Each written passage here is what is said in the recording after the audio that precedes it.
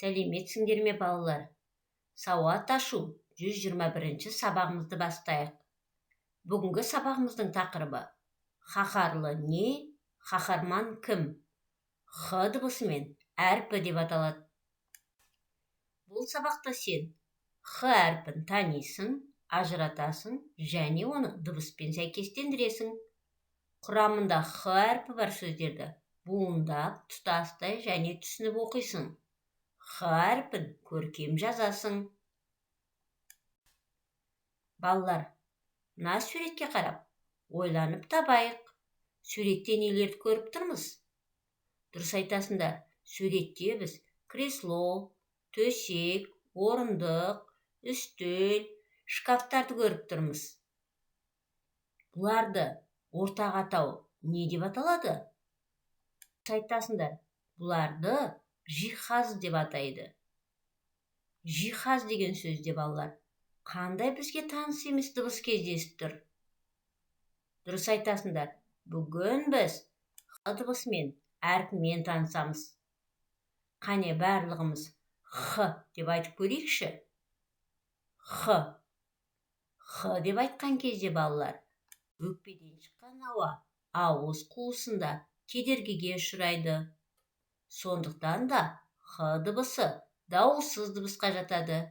Оны біз көк текшемен белгілейміз. Енді балалар, жиһаз сөзіне дыбыстық талдау жасап көрейік. Жиһаз, 2 буын бар, 5 дыбыс бар, оның 2-і дауысты, 3-і дауыссыз дыбыс екен. Х дыбысы сөздің ортасында тұр. Сонымен балалар, Х дыбысы дауыссыз дыбыс екен. Ол сөздің басында, аяғында кездеспейді екен. Тек сөздің ортасында кездеседі екен. Х дыбысының сөздің басында кездеспегендіктен бас әрпі болмайды. Енді балалар, Х әрпі бар сөздерді оқиық. Қаһар, қаһарлы, қаһарман, гауһар, жиһаз, шаһар, жиһан, жиһанкез, мәшһүр. Енді осы сөздердің мағынасын түсірейік.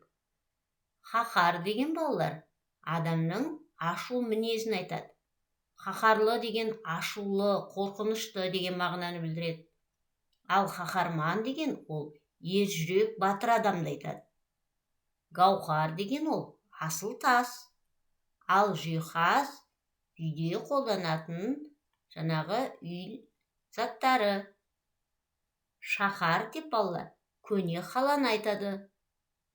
Жиһан деген әлемді білдіреді. Жиһанкез деген әлемді шарлаушы адам. Мәшһүр деген әлемге әйгілі деген сөз. Жақсы балалар. Қаһарман.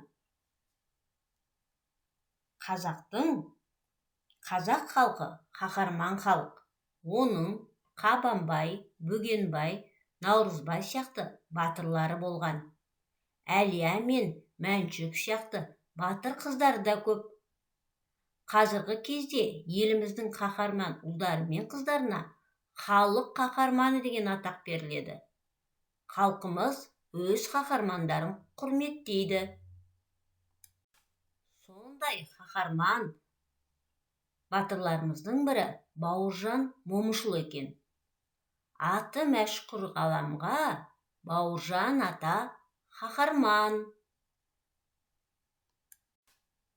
Мәтінді тыңда. Батыр ата. Бауыржан Момышұлы Ұлы Отан соғысы басталысымен майданға аттанды. Ол ұрыс кезінде өзінің қаһармандығымен көзге түсті. Ел үшін ерлік көрсетті. Бауыржан бірнеше орденмен марапатталды.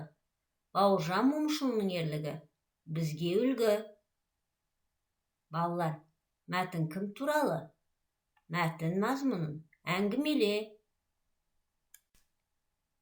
Балалар, біз бүгін дәптерімізге Х әрпінің жазып үйренеміз. жұмыс дәптеріміздің 25 бетіндегі Х әрпі мен Х әрпі бар сөздерді әдемі көркем етіп жазайық. Жарайсыңдар, іске сәт балалар.